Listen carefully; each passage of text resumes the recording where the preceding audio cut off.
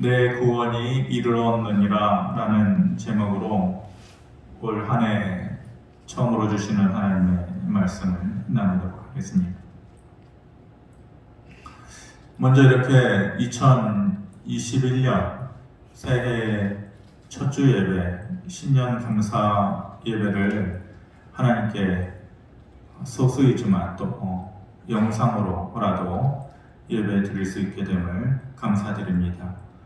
영상으로 예배 드리는 것이 물론 많이 아쉽지만 이렇게라도 예배 드릴 수 있는 우리들의 모습 위에 하나님의 은혜와 능력이 각 가정과 또 여러분들의 개인에게 충만히 임하기를 바랍니다. 올해에는 무엇보다도 제일 먼저 되어져야 할 것이 코로나 백신이 좀 개발이 된 것이야 이제 이미 되었지만 빨리 보급이 되어져서 모든 사람들이 다시 일상으로 좀 돌아갈 수 있는 여러분들 얼굴을 1년 동안 가다듬고 있었던 이 마스크를 벗어던지고 일상으로 돌아가게 되고, 그래서 작년 한 해 뿌리지 못했던 것들, 그래서 거두지 못했던 삶의 부분들을 다시 되찾을 수 있는 하나님의 은혜가 있기를 주님의 이름으로 축원합니다. 2021년 우리 교회의 표어가 오늘 본문의 말씀 이사야 62장 11절 말씀입니다. 원래는 보라 내 구원이 이르렀느니라, 이것이 우리 교회의 표어입니다. 한번 같이 따라해 볼까요? 시작. 보라 내 구원이 이르렀느니라. 아멘.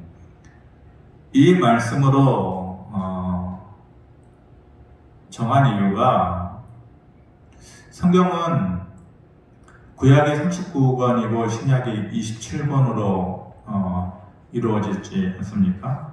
어떤 시각으로 성경을 보느냐에 따라서 구약과 신약을 이렇게도 볼 수 있고 또 저렇게도 볼 수 있는데, 구약을 율법의 시대로 보는 시각이 있으면 신약을 예수 그리스도에 의한 사랑과 구원의 법으로 보는 시각이 있고, 그런 큰 틀로 보는 그런 시각이 있고, 또 구약을 죄를 지어서 하나님을 떠난 자에 대한 심판에 대한 그러한 내용으로 본다면, 신약은 그 죄를 지어서 죽을 수밖에 없었던 그런 자들을 위하여서 하나님께서 직접 오셔서 십자가를 지고 죽으시고 다시 부활하신, 그래서 예수 그리스도에 의한 회복이라는 시각으로 성경을 보기도 합니다. 두 번째 시각처럼 구약과 신약을 심판과 회복이라는 구조로 놓고 보았을 때에 그 성경 전체를 하나로 축소해 놓아서 그 모든 내용을 잘 표현해주고 있는 책이 바로 오늘 우리가 보고자 하는 이사야 말씀입니다.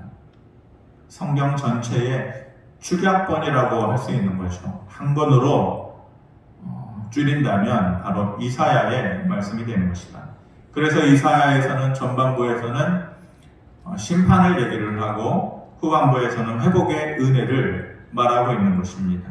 후반부에 있는 여러 회복의 메시지를 주는 것 중에 하나가 오늘 본문 62장의 내용입니다. 바벨론 포로 생활을 통해서 이스라엘 백성들이 삶의 모든 부분들을 빼앗기고 또 황폐해지고 살아갈 이유도 다 사라지고 믿음의 정체성도 다 사라져버리는 그런 위기에 있었는데, 그런 이스라엘 백성들에게 하나님께서 말씀하시는 것이 너희의 삶이 그런 모습으로 끝나는 것이 아니고, 그런 너희들에게 이제 내가 나서서 전과는 다른 모습으로 살아가는 새로운 희망을 너희에게 줄 것이다 라고 하시는 것이 본문의 말씀입니다. 힘들었던 우리의 삶을 뒤로 하고 새해를 맞이하는 우리에게 이 말씀처럼 되어지기를 바랍니다. 이 말씀이 그대로 우리의 삶에도 이루어지기를 바란다 하는 마음으로 오늘 본문 말씀을 정하고 또 전하겠습니다. 것입니다. 사람이 정말로 힘이 되는 경우는 마음이 지칠 때죠.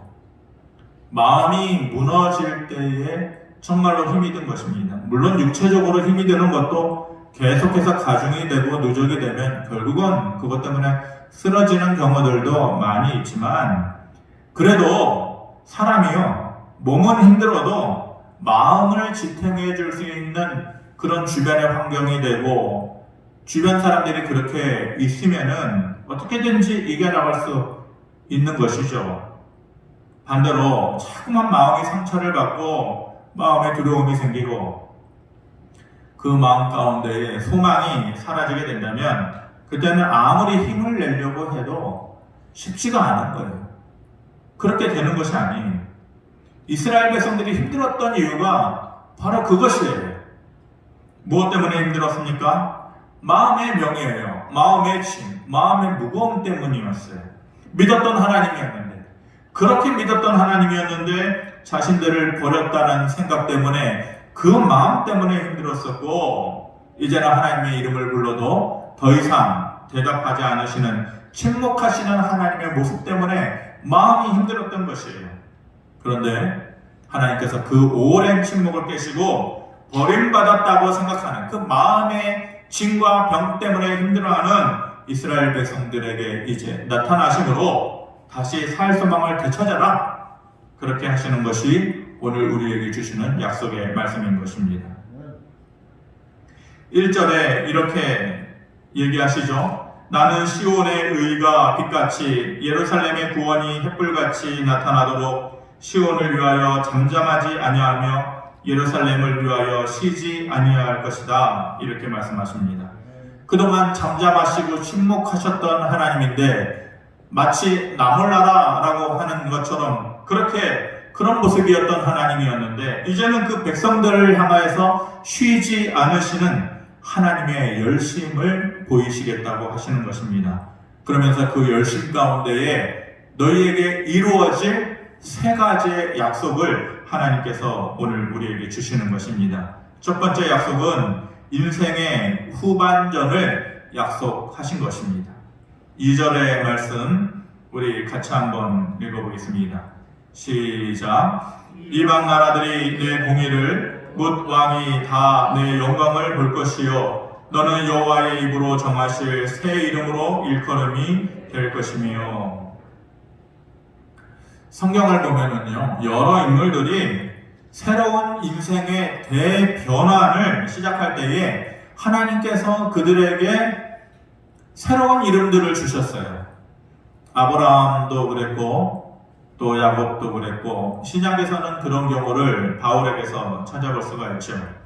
야곱이 형을 속이고 자기 자신의 머리와 그 작은 재주를 가지고 살아가던 사람이었다면, 그랬던 그가 20여 년의 그 고생의 시간을 다 마치고 형을 다시 만나러 가기 그 직전, 그 전날 밤에 하나님께서 야곱에게 나타나십니다. 말씀하시기를 이제는 너를 더 이상 야곱이라고 부르지 않겠다. 이제는 내가 너를 이스라엘이라고 부르겠다라고 그에게 새로운 이름을 주셨습니다. 인생의 전반전은 너가 너를 믿고 살아가는 그러한 삶이었다면, 이제 남아있는 인생의 후반전은 하나님께서 이끌어 가시는 삶이 될 것이다. 하나님께서 함께 하시고 도우시는 삶이 될 것이다 라는 의미로 야곱에서 이스라엘로 이름을 바꿔주신 것입니다. 앞에서 말한 그 사람들 모두가 새 이름을 받고 인생의 전반전과 후반전을 완전히 다른 모습으로 살아갔던 사람들입니다. 바울도 마찬가지죠. 사울에서 바울로 바뀌고 나서 그의 인생이 완전히 달라진 것 아닙니까? 그래서 그들에게 새 이름이 주어졌다는 것은 이제 인생의 후반전을 새롭게 시작하는 기회를 얻게 될 것이다 라는 그 인생 후반전의 서막을 여는 것입니다. 지금 하나님께서 실패하고 낙심하고 주저앉아 있는 이스라엘 백성들에게도, 그리고 우리에게도 인생의 새로운 후반전을 시작할 수 있도록 새로운 이름을 주시겠다라고 말씀하시는 것입니다. 그 이름이 무엇입니까? 4절에 나와 있습니다. 4절 말씀 같이 보도록 하겠습니다. 시작. 다시는 너를 버림받은 자라 부르지 아니하며 다시는 내 땅을 황무지라 부르지 아니하고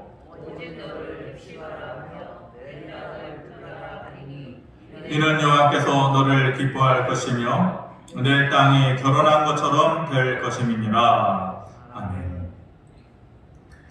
다시는 사람들의 입에서 너를 버림받은 자다라고 말하는 일이 없을 것이다.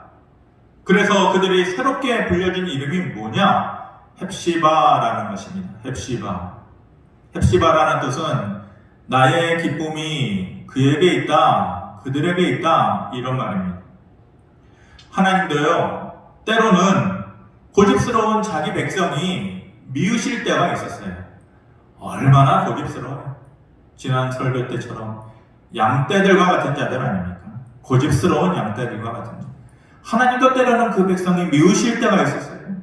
하나님도 때로는 늘 그 백성을 위하여 인도해 주시고 또 구원하시고 필요한 것들을 그때그때마다 채워주셨는데도 불구하고 그 하나님께로 오지 아니하고 그 마음을 이방신에게 빼앗아서 신발이 닳도록 그 이방신들을 찾아서 헤매다니는 그 백성들을 보고 하나님도 때로는 체념하실 때가 있었어요.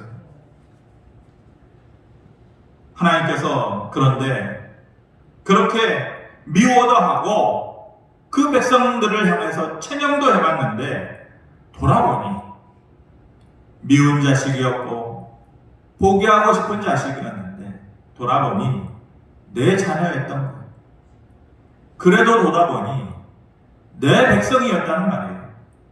그래서 헵시바라, 내 기쁨이 너희에게 있다 라고 말씀하시는 것입니다.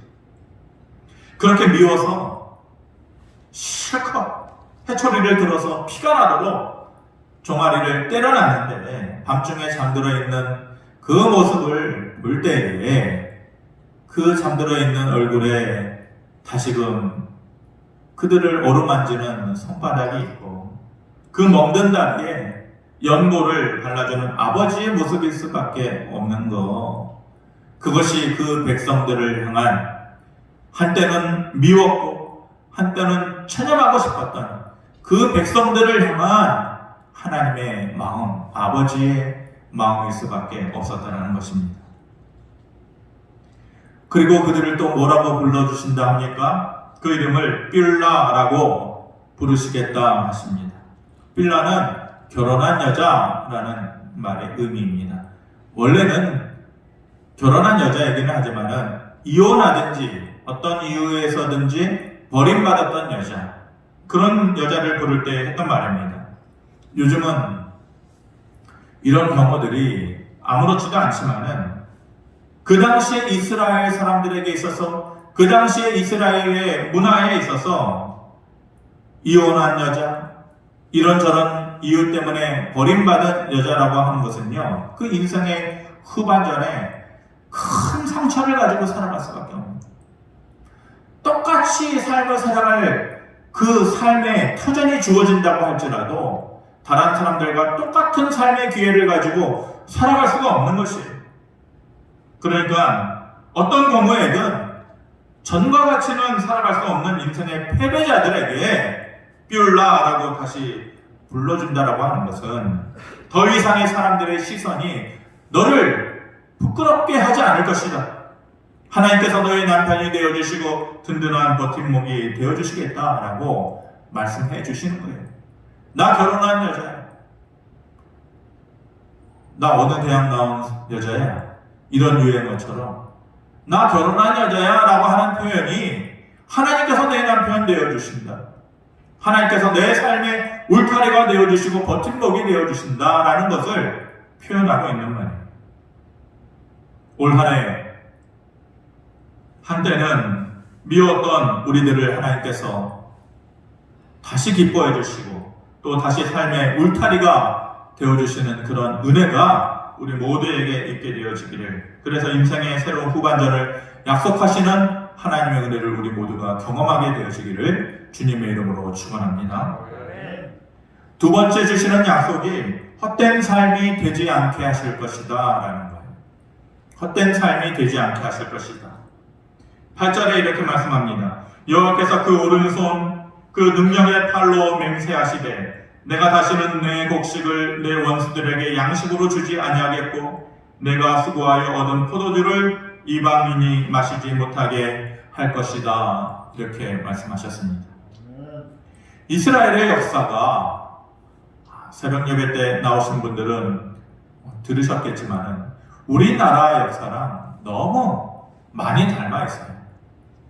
땅덩어리도 그렇고 또 주변의 강대국들에 둘러싸여져 있는 그 지정학적인 불리한 것도 그렇고 우리나라랑 역사적으로 많이 닮아져 있죠.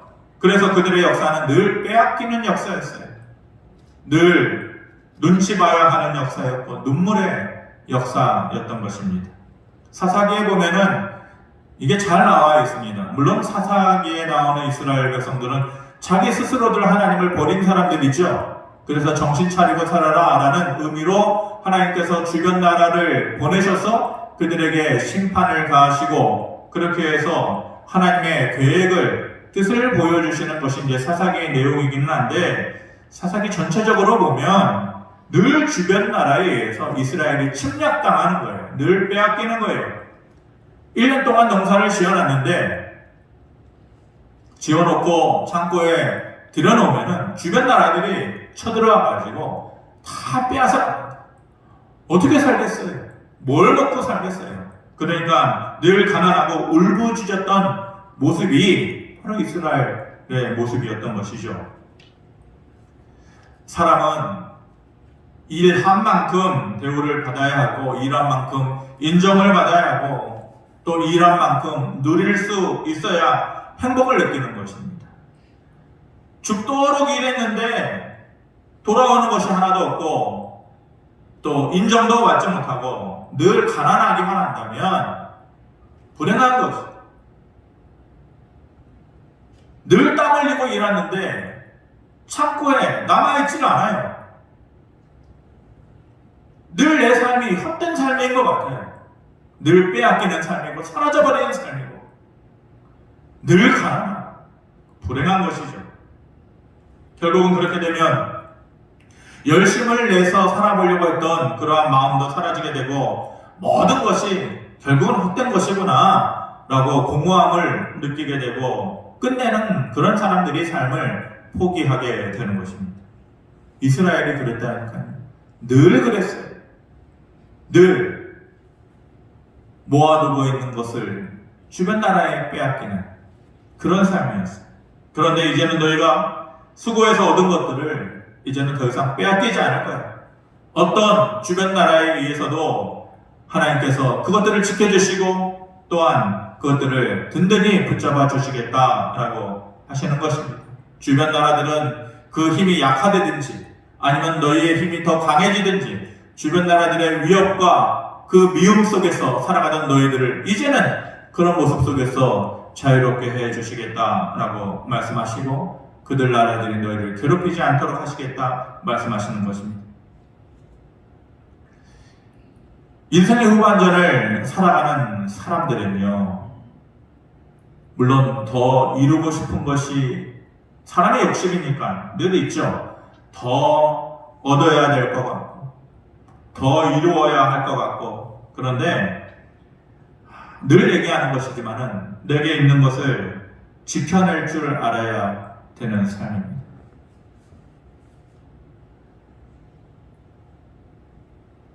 이제 인생을 내리막길을 걸어가는데 더 얻으려고 하지 말아요. 더 이루려고도 할 필요가 없어요.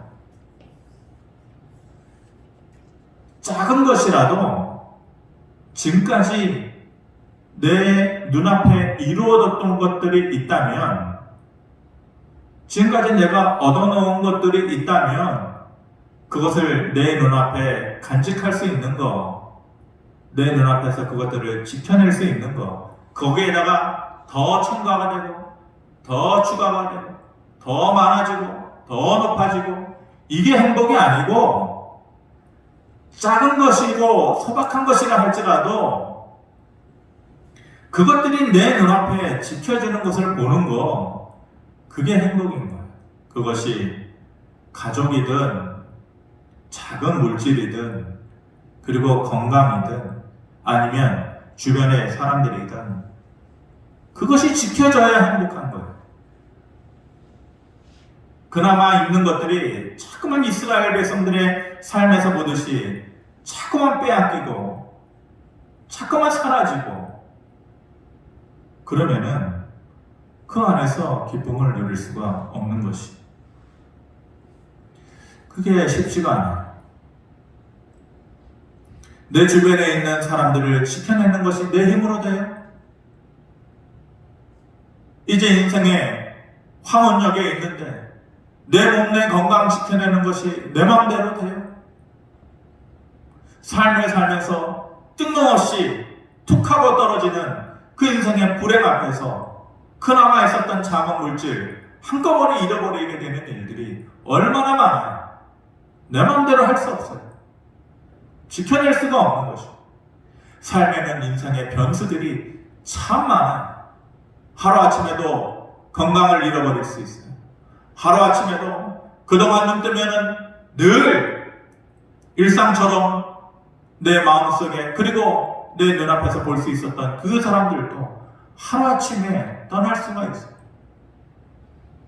내 손에 잡고 있던 그 작은 물질도 하루아침에 사라져버릴 수가 있어요. 그런 인생의 변수는 늘 우리 주변에 널려져 있어요. 그걸 어떻게 내가 다 피해가요? 그걸 어떻게 내가 다 조정하면서 살아가요? 할 수 없는 일이에요. 인생의 변수를 막아주시는 하나님, 아까도 말했지만 우리 인생의 울타리가 되어주시는 그 하나님의 계심으로 인해서 우리가 가지고 있는 그 작은 것이라도 그 변수를 이겨내고 지켜낼 수가 있는 것이에요. 더 만들어내는 것이 중요한 게 아니에요. 더 이루는 것이 중요한 것이 아니에요. 그래서 사람들 앞에서 어깨가 높아지고 목에 힘이 들어가는 것이 더 중요한 것이 아니에요. 그냥 내 안에 내 마음으로 느끼는 진짜 기쁨이 좋은 거 아니에요. 뭘 그렇게 자랑하고 뭐 그렇게 높아지려고 하고 아직도 인생에 철이 덜 든 거예요. 인생의 변수를 막아주시는 하나님을 통해서 그 하나님이 지켜주시겠다라고 이제 이스라엘 백성들에게 두 번째 약속을 주신 것입니다. 마지막으로 주시는 약속이 보여지는 구원을 약속을 하셨습니다. 11절에 이렇게 말씀합니다. 여호와께서 땅 끝까지 선포하시되 너희는 딸 시온에게 이르라. 보라, 내 구원이 이르렀느니라. 보라, 상급이 그에게 있고 보응이 그 앞에 있느니라 하셨느니라. 땅 끝까지 선포하시되, 땅 끝까지 라는 말도 그렇고 말씀하시되도 아니고 선포하시되 라는 말도요 그냥 말씀이 아닌 거예요. 땅 끝까지 선포하시되 여기에는 강력한 하나님의 의지가 들어있는 거예요. 전과는 다른 하나님의 열심과 확신이 들어가 있는 거예요. 뭐라고 하셔요? 보라, 내 구원이 이르렀느니라. 보라, 상급이 너희에게 주어질 것이다. 보라, 보응이 너희 앞에 있을 것이다. 이 세 가지의 것에 대한 하나님의 약속을 또 주시죠. 보라, 내 구원이, 그리고 그동안에 이룰 수 없었던 네 인생에 대한 상급이, 그리고 보응이, 보응 갚아주시는 건 아니에요. 모든 인생에 있어서 혹은 억울한 일 때문에 잃어버리거나 사라진 것들에 대한 갚아주심, 그것을 보라. 이제는 봐라. 눈을 뜨고 확실하게 보아라. 그 말씀하시는 거예요. 누가 봐도 올 한 해 우리들의 삶을 보면서 고개를 끄덕거릴 수 있게 되기를 바랍니다. 보라. 보여지는 저 사람의 삶의 모습 가운데 보여지는 하나님의 구원의 손길이, 그 능력의 손길이 우리에게 있어서 누구라도 보면서 고개를 끄덕일 수밖에 없는 보여지는 하나님의 역사가 2021년을 살아가는 우리 모두에게 주어지기를 주님의 이름으로 축원합니다. 말씀을 마무리하겠습니다. 남자들은 스포츠를 좋아하잖아요. 여러 가지 스포츠 중에서 격투기 같은 거를 좋아합니다. 뭐 성향에 따라서 조금은 차이가 있겠지만 보통의 남자들이 뭐 UFC 같은 그런 격투기들을 이제 잘 봅니다. 저도 잘 봅니다. 자, 그거를 보고 있으면은 옆에서 그런 거를 보냐고 핀잔을 주는 사람이 늘 있긴 하지만은 재밌습니다. 보면서 전문가는 아니지만 분석을 하면서 보는 것을 좋아합니다. 저 사람은 왜 저렇게 할까? 물론 직접 해보라 그러면 하지도 못하면서 그냥 그런 재미죠. 분석을 하면서 봅니다. 덩치가 좋고 주먹이 센 사람이 항상 이기는 게 아니에요. 아무리 자기가 세다고 해도 상대방에게 맞는 그 전략을 가지고 나와야 이길 수가 있는 것이죠. 예를 들면 키가 크고 좀 리치가 긴 사람, 팔이 긴 사람은 좀 바깥에서 멀리 거리를 두고 싸워야 이길 확률이 좀 많습니다. 키가 작고 팔이 짧은 사람은 거리를 두고 싸우면 안 돼요. 그러면은 얻어 터지기만 하는 것이에요. 어찌되었건 늘 그런 것은 아니지만 인파이터라고 그러죠. 안으로 치고 들어가면서. 그런데 그런 신체적인 그런 조건이 안 되는 사람이 거리를 두고 싸우면은 늘 얻어맞고 질 수밖에 없는 것이죠. 왜 이런 얘기를 말씀드리냐? 다윗이 어린 소년이라 했습니다. 블레셋과 싸우고 있는 형들이 잘 지내고 있는지 확인하기 위해서, 안부를 묻기 위해서 전쟁터를 찾아갑니다. 거기서 우연히 골리앗과 만나게 되죠. 이스라엘 모든 군인들이요, 쥐 죽은 듯이 조용히 하고 있어요. 기가 죽은 거죠. 3m에 육박하는 골리앗 앞에서 꼼짝도 하고 있는 거예요. 그때 다윗이 나서지 않습니다. 그 어린 소년 다윗이 나서요. 그 모습을 보고 형들이 핀잔을 주죠. 핀잔이라는 말보다도 훨씬 심한 저주에 가까운 그런 말로 동생인 다윗을 나무랍니다. 네가 그렇게 잘났냐? 그런 식으로 얘기를 하는 거죠. 네가 전쟁을 구경하러 왔구나. 그런 말을 들으면 제일 막내잖아요. 제일 어린 동생이 큰 형으로부터 그런 말을, 형들에게서 그런 말을 들으면은 좀 기가 죽을만 하잖아요. 그런데 다윗에게는 믿는 구석이 있었어요. 그러자 그런 모습을 보고 사울 왕이 좀 기특하지 않겠습니까? 아니, 이 많은 자기의 수하에 있는 모든 그 군인들이 꼼짝 못하고 지금 지주는 듯이 있는데, 양치던 목동이 하나가 나와가지고 자기가 싸우겠다고 하니까 너무너무 기특해 보였겠죠. 그래서 자기가 입고 있었던 갑옷을 다윗에게 줍니다. 자기가 쓰고 있었던 놋으로 된 무거운 투구를 다윗에게 주고 칼을 다윗에게 건넵니다. 이게 뭐예요? 전쟁 중에 있을 때 왕이 하사품을 내려주는 거 아니에요? 하사품? 이거를 여러분들 거부할 수 있겠어요? 예? 청와대에서 대통령이 불러다가 뭐죠? 뭐 손목시계 하나 준다고 하면은 그거 거부할 수 있는 사람이 있을까요? 저 그거 싫으니까 그냥 대통령 하나 더 차세요. 이렇게 말할 수 있는 사람이 있을까요? 자, 이제 여기서 스토리를 새롭게 한번 써보도록 하겠습니다. 다윗이 사울왕이 준 투구를 썼어요. 놋으로 된 투구를 썼어요. 사울왕이 준 갑옷을 입었어요. 사울왕이 준 칼을 들고 방패를 들었어요. 그리고 골리앗 앞에 나가서 말합니다. 내가 평소에 곰과 사자와 싸웠듯이 이제는 너를 향하여서 내가 나아간다. 싸워보자. 큰 소리를 내고 골리앗 앞으로 나갑니다. 그런데 이상해요. 상상해 보는 거예요. 말소리가 끝이 흐려요. 왜 그럴까요? 큰 소리로 말한다고 떠들어댔는데 목소리가 들리지 않아요. 왜요? 이따만한 노트북을 쓰니까 앞도 보이지 않고 자기에게 어울리지 않는 칼을, 그 큰 칼을 들고 나가려고 하니 들어지지도 않고 칼은 질질 끌고 가고 방패는 들 수도 없고 노트북은 자꾸만 내 머리를 짓누르고 앞은 보이지도 않고 갑옷이라고 입긴 입었는데 그 치마예요, 치마. 땅바닥에 질질 끌고 가는 거예요. 어떻게 됐을까요? 생각해 보셔요.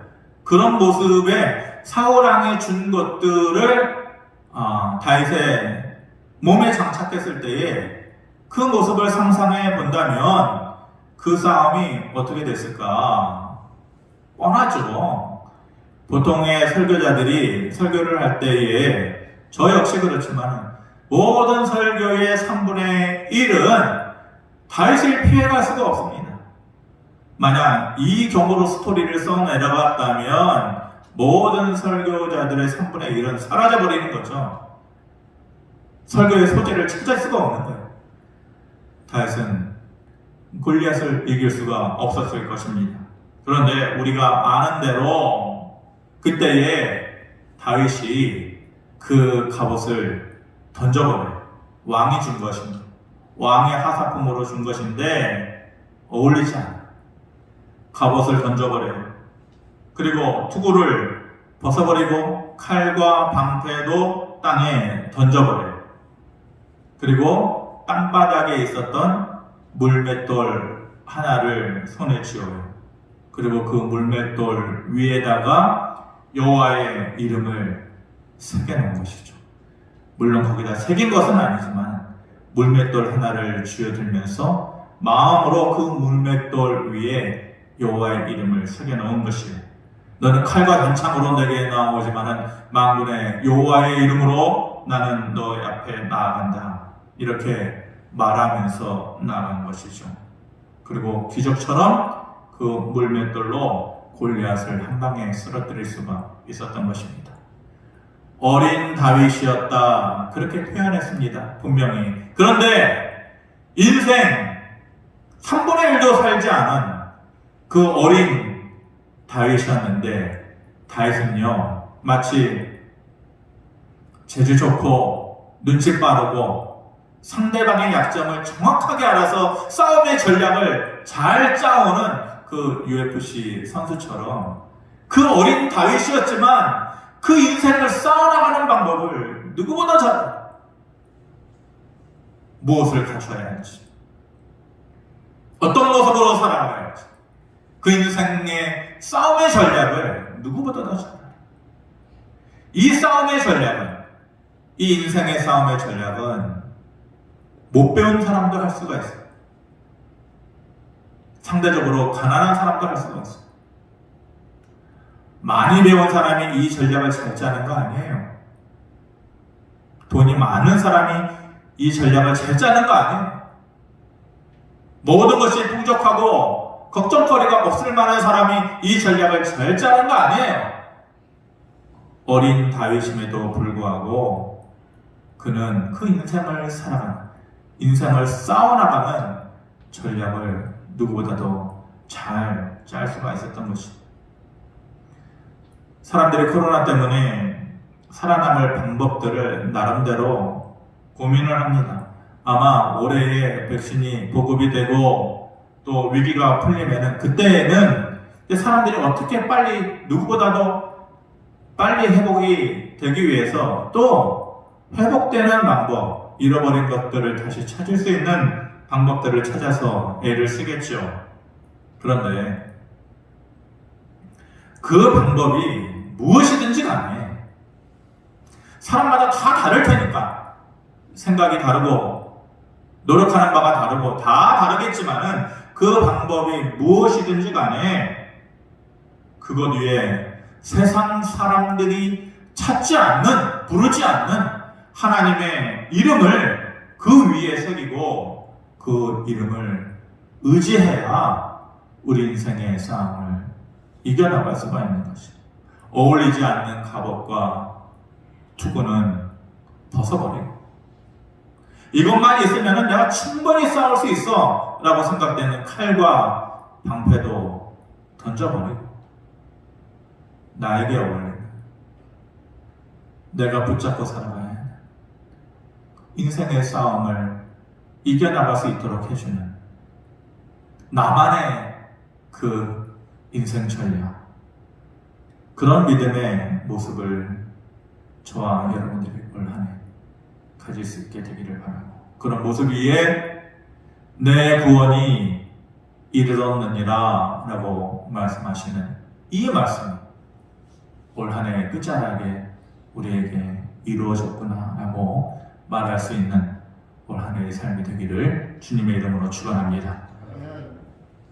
아버지 하나님, 하나님께서 지치고 상한 그 이스라엘 백성들, 한때는 미웠었고 포기해버리고 싶었던 이스라엘 백성들이었지만 이제는 나타나셔서 하나님의 열심으로 이루시겠다고 하신 약속이 우리에게도 이루어지기를 원합니다. 보여지는 하나님의 구원이 이루어지는, 그리고 새롭게 이름이 주어지고 인생의 후반전을 새롭게 시작할 수 있는, 그리고 노력한 것들을 빼앗기지 아니하고 다 누릴 수 있는 그런 삶의 열매들, 삶의 모습들이 우리에게 있기를 원합니다. 아버지 하나님, 우리의 삶을 긍휼히 여겨주시옵시고 보여지는 하나님의 구원으로 우리의 삶에 나타나 주심으로 인해서 하나님의 살아계심이 우리의 입술을 통하여서 증거되어지고 고백되어지는, 그리고 선포되어지는 그러한 삶 올 한 해 되어지게 하여 주시옵소서. 예수님의 이름으로 기도합니다. 아멘.